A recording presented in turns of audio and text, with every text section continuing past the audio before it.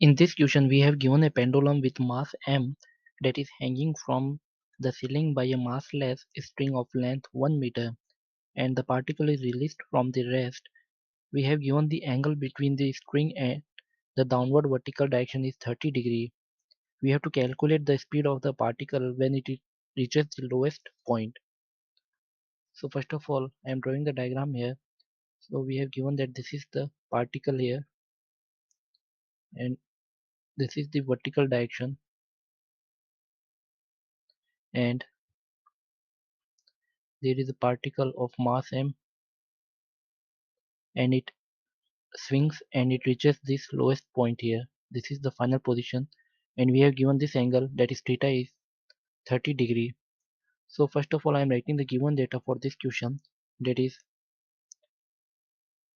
the length of this string